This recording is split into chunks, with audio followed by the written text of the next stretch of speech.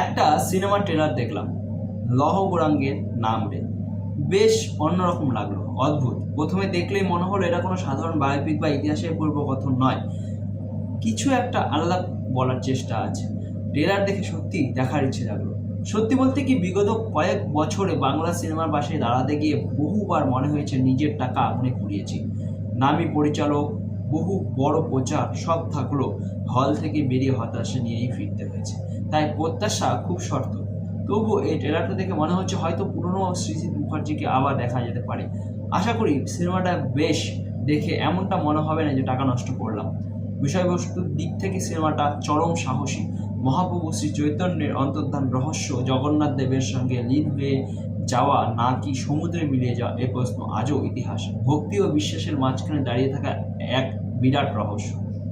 এমন একটি স্পর্শকাতর ও গভীর বিষয় নিয়ে কথা বলার সাহসী যেখানে খুব কম মানুষ করেন, সেখান তা নিয়ে পূর্বপুরুষের সিনেমা এটা নিঃসন্দেহে দুঃসাহসিক সিদ্ধান্ত।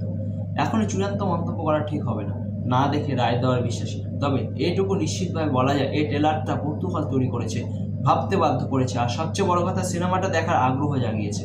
দেখা যাক শেষ পর্যন্ত প্রত্যাশা পূরণ হয় কিনা। আশা করি এইরকম একটা সেন্সিটিভ বিষয় নিয়ে সিনেমা করতে গিয়ে পরিচালক ধর্মীয় ভাবাবেগ নিয়ে খেলার চেষ্টা করেননি। সৃজিত মুখার্জি আশা করি আপনাকে পুরনো ফর্মে দেখতে পারো।